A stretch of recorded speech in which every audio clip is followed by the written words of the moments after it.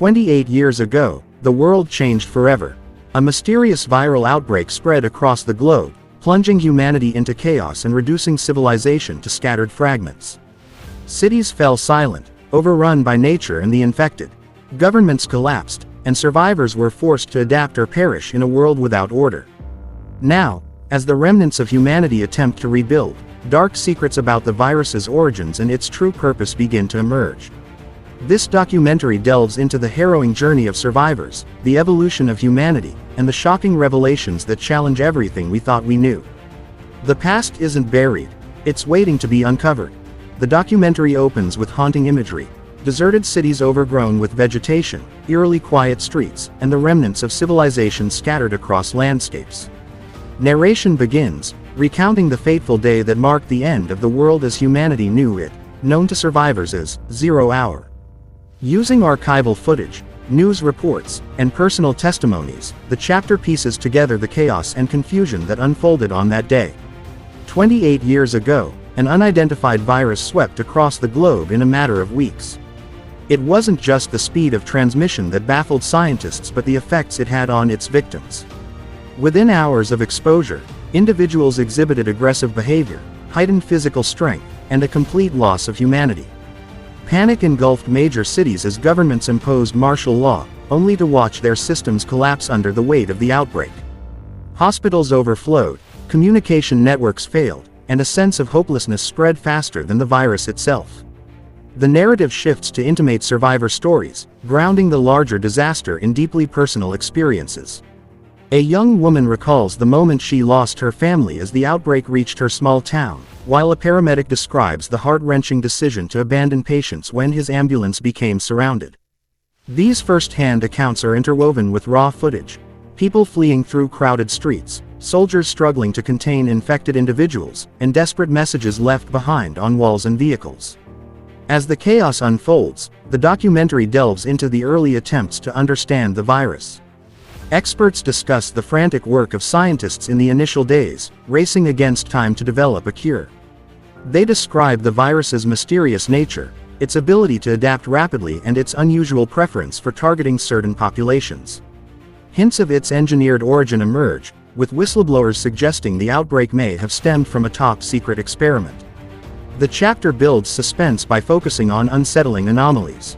Survivors recount seeing individuals who appeared immune to the virus, seemingly unaffected as the world crumbled around them. Others speak of cryptic government broadcasts warning of a biological threat long before the outbreak was officially acknowledged. The chapter ends on a chilling note: a recovered recording from a government facility, its contents distorted and cryptic, hinting at an experiment gone catastrophically wrong. As the screen fades to black, a single question lingers: was the virus an accident, or was humanity betrayed from within?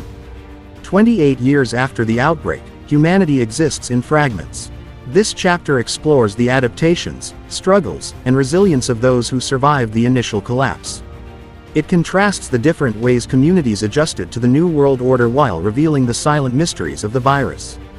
The documentary begins with stunning visuals of the remnants of society: deserted urban centers transformed into sprawling forests, villages built from scavenged materials, and survivors navigating a landscape where danger lurks in every shadow. These visuals are accompanied by narration explaining how the survivors, now known as the Silent Generation, have carved out a life in this altered world. The survivors' stories are diverse. In isolated rural areas, small groups thrived by reverting to old-world skills: farming, hunting, and living in harmony with nature. These communities embraced a cooperative spirit, their isolation shielding them from the worst of the virus's horrors.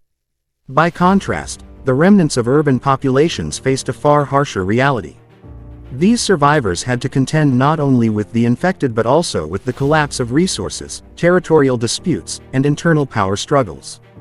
The narrative introduces two key figures: Drive, Elena Ruiz, a former epidemiologist searching for answers about the virus, and Marcus, the charismatic leader of a nomadic survivor faction known as the Wanderers.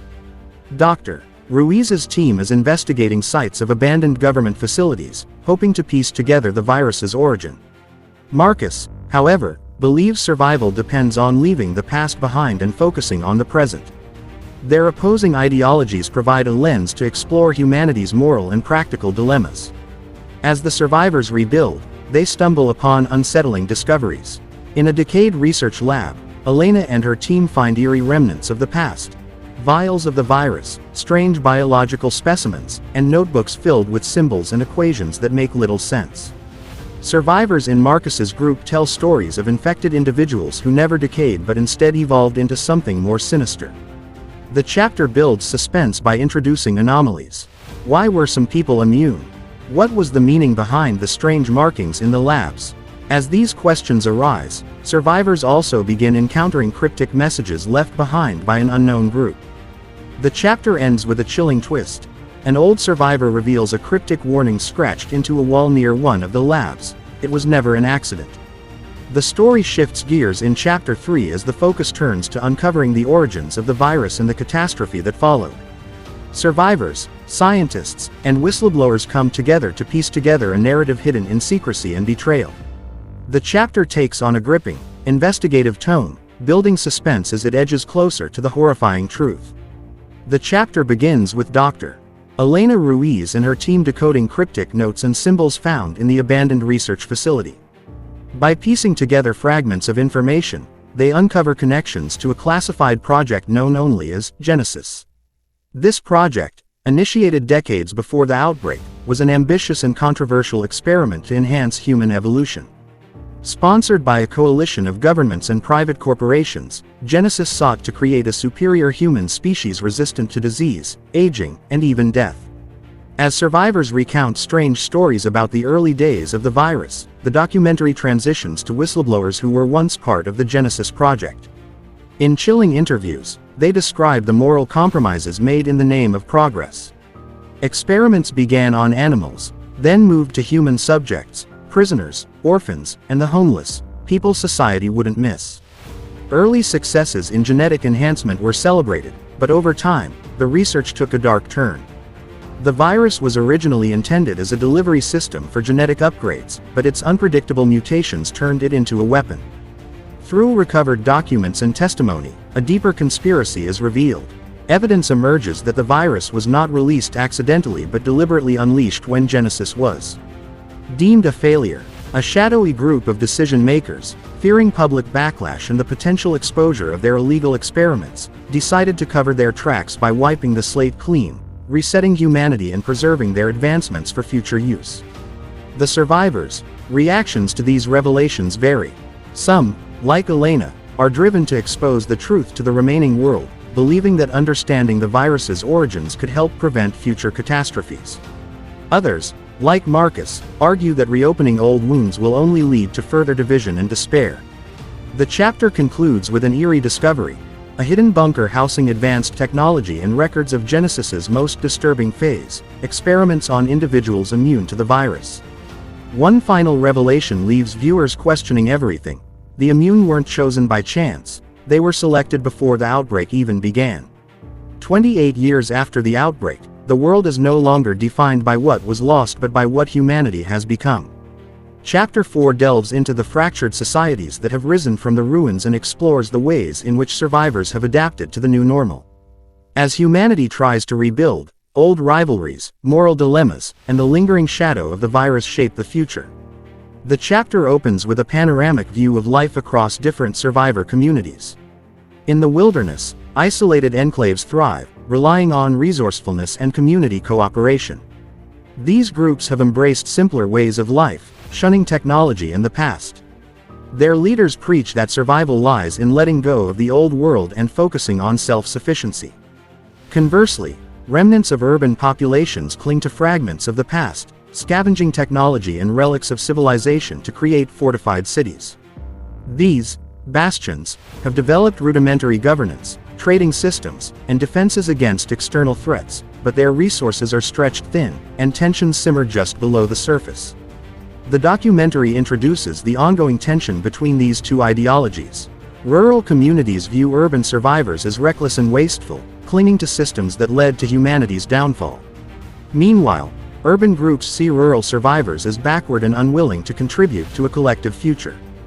The two factions frequently clash over resources, territory, and conflicting visions for humanity's future. Amid these tensions, a startling phenomenon emerges. Some survivors have begun to display abilities that defy explanation. Enhanced strength, accelerated healing, and heightened senses appear in a small subset of the population. These individuals, known as evolvers, are seen by some as humanity's next step and by others as dangerous remnants of the virus's mutation. Their presence fuels debates and divisions, with some communities embracing them as protectors and others fearing them as a threat. The chapter's suspense builds when Marcus's group encounters a hidden society deep in the mountains. This community, known as the Sanctum, appears to possess advanced technology and knowledge from before the outbreak. Unlike other survivors, the Sanctum's members are organized, thriving, and seem immune to the struggles of the outside world. The chapter ends with a shocking revelation. The Sanctum's leader reveals that their advanced state comes from continuing the Genesis experiments in secret.